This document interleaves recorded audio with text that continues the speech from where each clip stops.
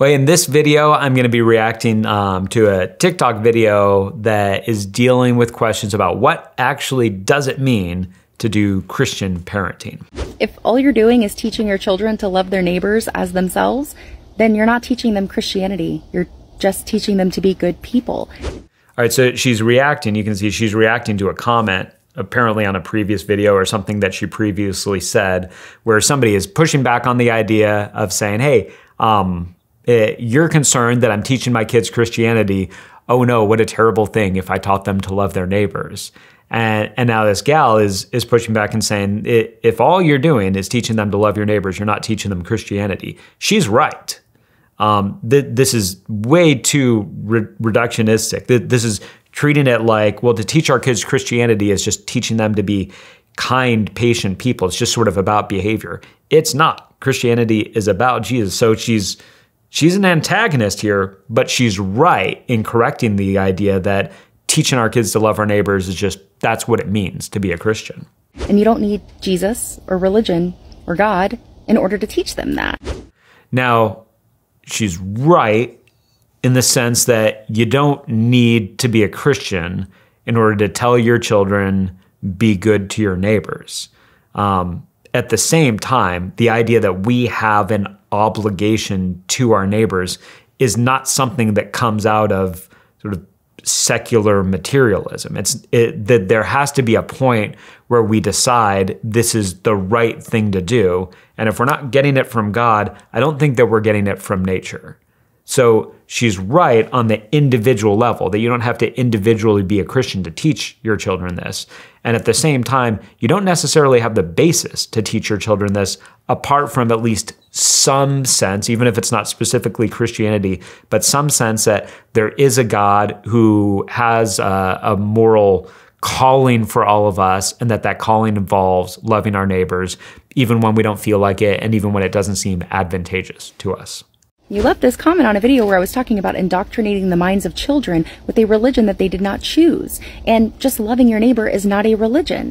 To be a Christian, by definition, is to be a follower of Christ. She's right again. To be a follower of Jesus is to do what Jesus said, and to follow what Jesus said, and to follow all of the rules that came with Jesus. And a lot of people think that includes the rest of the Bible, which are words not by Jesus, but by people who claim to be speaking for Jesus. So a little bit silliness at that last part. There are people who think that they sort of understand the Bible and understand Christianity and say silly things like that. Like, well, if you're a Christian, you're supposed to be about Jesus, but there's all these parts of the Bible that were not written about Jesus.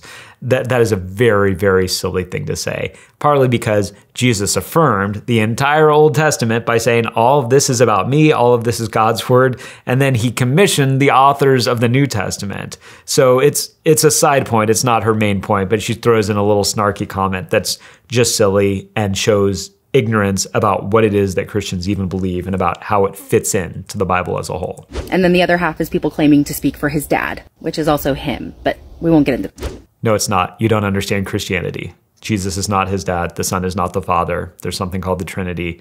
Another silly, snarky comment where you don't know what you're talking about. You don't have to indoctrinate a child using fear and guilt and manipulation and shame into a religion that they must adhere to, otherwise they might be punished eternally in the afterlife.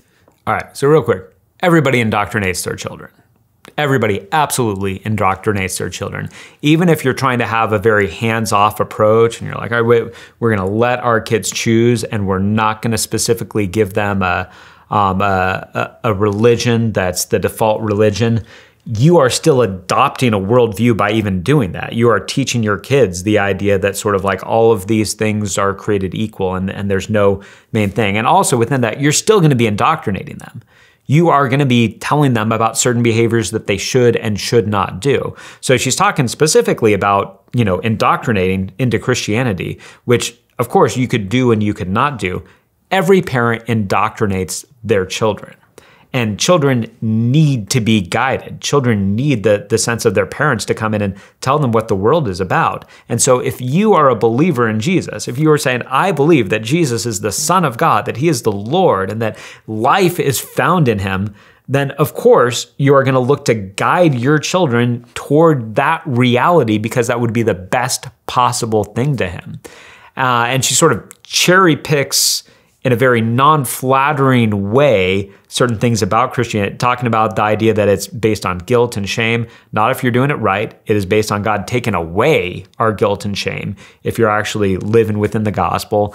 The idea that you're going to be punished eternally in the afterlife, once again, puts on like almost the starting point. That the starting point was that we were going to be fine, but then God came in and decided to enforce punishment on us instead of saying we are condemned to an absolutely horrific life apart from God, but God has paved the way to invite us into the life that only He can give. And the only reason we don't get in on that life is that we choose to reject Him. So it's obviously very skewed in the way that she's presenting it. But coming back to the main point, everybody indoctrinates their children. Everybody does. Not everybody indoctrinates their children into a formal religion. And to indoctrinate does not mean that you're not recognizing that your kids have a choice to make. They do have a choice to make, but it means that you're not just saying Christianity, Hinduism, Islam, Judaism, all these things. Hey, we're just going to teach you a little bit about all of them and we'll just let you make your choice. They will make their choice later on. But man, I'm going to give them Jesus every day as they're growing up because I want them to choose Jesus. In order to get them to be good people and to love other people. And that's the issue. The issue I'm talking about is the indoctrination of religion in the mind of a child or in the mind of an adult. It's brainwashing and it's abuse. I don't have any issue with you teaching your kids to love their neighbor. I just don't think that you need to be a Christian in order to teach them that, or you don't need to indoctrinate their minds with Christianity in order to teach them. You raise a child in a house of love and you show them how to love others, they will grow up to love others. And Jesus never has to be involved. And then when they're adults and they can think for themselves, then they can decide if they want to choose Jesus or not. But if you're making them choose Jesus from an early age, that's a problem. And that's unfair to them. And they should have the right to choose just like anybody else. So they do have the right to choose. They will have the right to choose. They're growing up in a home. Once again, it is very naive, the idea that I don't know if she has kids, but that if she does have kids, that she's not indoctrinating them. She is indoctrinating them. Teaching your kids Christianity is not brainwashing them. You're not acting like they don't have the ability to ask questions and think about it. It certainly is not abuse to teach your kids Christianity, or it's not abuse to teach them any religion or any idea, or to indoctrinate them into the idea that they should love their neighbor.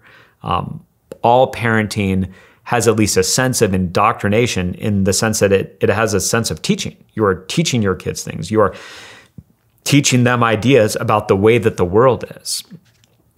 Kids will all grow up and choose. We know people that didn't grow up in Christian homes that ended up choosing Jesus. We know people that did grow up in Christian homes that ended up not choosing Jesus. So our kids will choose. The vast majority of us as Christian parents, we recognize that. We recognize that our kids will choose and they could choose something else. There could be appropriate pushback on a very, very heavy-handed sense of parenting that doesn't allow kids to ask questions, sort of doesn't allow for dialogue, doesn't allow for critical thinking or objections or things like that. There could be a bad version of it that would look like that. But Christian parenting is pointing our kids to the one true God who's revealed himself to us in Jesus. She's right. It's not just about be good to your neighbor. It's about Jesus himself. And if Jesus really is the Son of God, then it would be cruel to teach our kids that maybe he is, maybe he isn't. If Jesus really is the Son of God, the absolute greatest thing that we could do for our kids is use all of our force, all of our influence, everything that we have to shepherd our kids toward the one who came to love them and die for them and bring them into the family of God.